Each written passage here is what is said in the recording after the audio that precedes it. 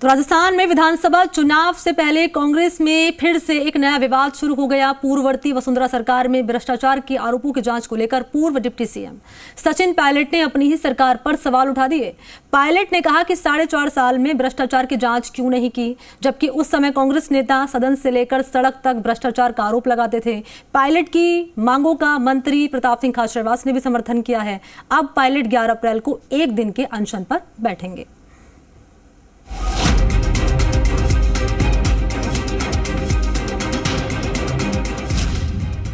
घोटाले की आंच क्यों नहीं हुई जांच?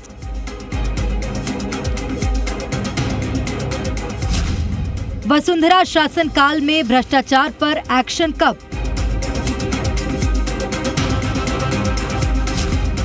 पायलट का भ्रष्टाचार के खिलाफ अनशन। राजस्थान में विधानसभा चुनाव में महज कुछ महीने ही बचे हैं।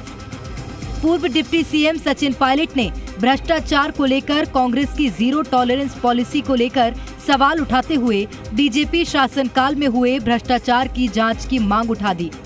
सचिन पायलट ने कहा कि खान घोटाले में सीएम समेत कांग्रेस नेताओं ने 45,000 करोड़ के घोटाले का आरोप लगाया था, लेकिन 4.5 साल बाद भी मामले को सीबीआई को नहीं दिया गया। पायलट ने कहा कि जांच नहीं होने से विरोधी भ्रम फैला रहे हैं कि कहीं कोई मिलीभगत तो नहीं है। पायलट यहीं नहीं रुके। पायलट ने कहा कि खान माफिया, बजरी माफिया, शराब ठेकों समेत दूसरे मुद्दों पर आरोप लगाए थे। इसकी जांच के लिए 1.25 साल पहले सीएम को चिट्ठी लिखी, लेकिन उसका भी जवाब नहीं मिला। पायलट ने कहा कि वसुंधरा सरकार के भ्रष्टाचार के आरोपों की जांच की मांग को लेकर वो 11 अप्रैल को एक दिन का अनशन करेंगे।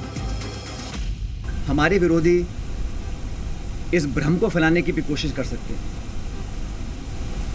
कि कहीं कोई मिलीभगत तो नहीं है, क्योंकि कांग्रेस के पिछले कार्यकाल में भी जब हमने 22,000 करोड़ का घोटाले का आरोप लगाया था, उस समय कांग्रेस सरकार ने भी एक माथुर आयोग का गठन किया था।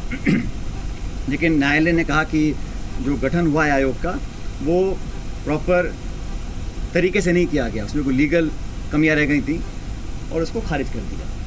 तो ये भ्रम भी फैलाया जा सकता है विरोधियों के माध्यम से। हमारे विरोधी बोल सकते हैं कि भाई ये तो मिलीभगत यहाँ पर हो रही है। जो करप्शन के इश्यूज सामने आए हैं उसका हम प्रभावशाली तरीके से, निष्पक्ष तरीके से जांच करवाएंगे और दोषियों को सजा देंगे। 1.25 साल पहले मैंने मुख्यमंत्री अशोक गहलोत जी को चिट्ठी लिखी। उनको मैंने कहा, वो चिट्ठी मेरे साथ है, मेरे सामने है। मैंने बड़े विस्तार से पूरे घटनाक्रम का विवरण उसमें रखा 2 नवंबर 2022 को। उसका भी जवाब मुझे मिला नहीं। और हम चाहते हैं कि जब जनता के भी जब सिर्फ 6 महीने का 7 महीने का समय बचा है, तो हम लोग पब्लिक में जाएं, उससे पहले हम लोग कुछ कार्रवाई करें। 11 अप्रैल को महान समाज सुधारक, लगभग 200 साल पहले जन्मे ज्योतिबा फूले जी की जयंती है, इसलिए मैं 11 अप्रैल को राजस्थान में शहीद स्मारक के ऊपर एक दिन का अनशन करूंगा, इस बात को दोबारा रखने के लिए कि करप्शन को लेकर हमारी सरकार जो कहती है हम कर दिखाएंगे। और एक दिन का अनशन 11 अप्रैल को मैं रखूंगा शहीद स्मारक पर। इस बारे में मैंने जिला प्रशासन को सूचित कर दिया है। सचिन पायलट ने प्रेस कॉन्फ्रेंस में पूर्ववर्ती बीजेपी सरकार के खिलाफ भ्रष्टाचार की जांच की मांग को लेकर अपनी ही सरकार पर सवाल उठाए। पायलट यहीं नहीं रुके, बल्कि प्रेस कॉन्फ्रेंस में उन्होंने वसुंधरा सरकार के खिलाफ लगाए गए आरोपों को लेकर मुख्यमंत्री गहलोत के पुराने वीडियो भी दिखाए। बीजेपी सरकार पहली सरकार है जिसने जनता को लूटना स्वीकार करवाया। करप्शन के माध्यम से जनता की जेब से पैसे निकालो, शराब की कीमतें बढ़ा दी गई अनऑफिशियली, और पर दुकान 25,000 रुपये वसूल किए गए। पूरे राजस्थान से लाखों करोड़ रुपए इकट्ठे हुए इनके, वो पैसे कहाँ गए ये पता नहीं। मशीनरी को करप्ट कर दिए लोगों ने।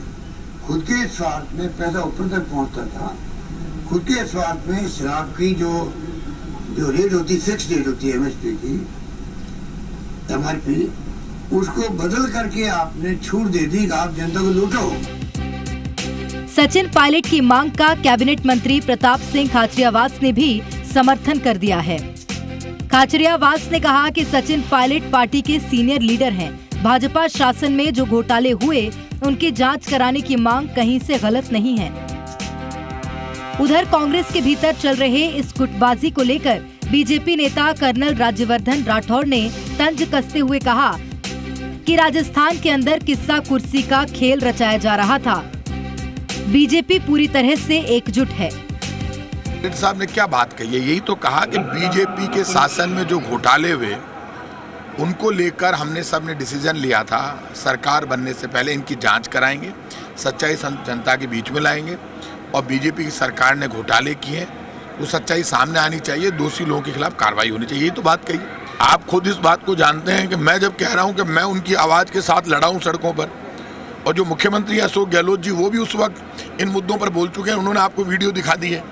तो कुछ बातें मुख्यमंत्री जी से भी पूछ लो, सारों ये जवाब मैं ही दूंगा कि मैं तो कह ही रहा हूं ना कि राहुल गांधी जी ने जब कह दिया अशोक गहलोत जी और सचिन पायलट जी मेरी एसेट है, राहुल गांधी के लिए, खड़गे साहब के लिए हर कांग्रेस का कार्यकर्ता एसेट है। यदि सच की कोई आवाज है तो दबनी नहीं चाहिए, उसका सम्मान होना चाहिए।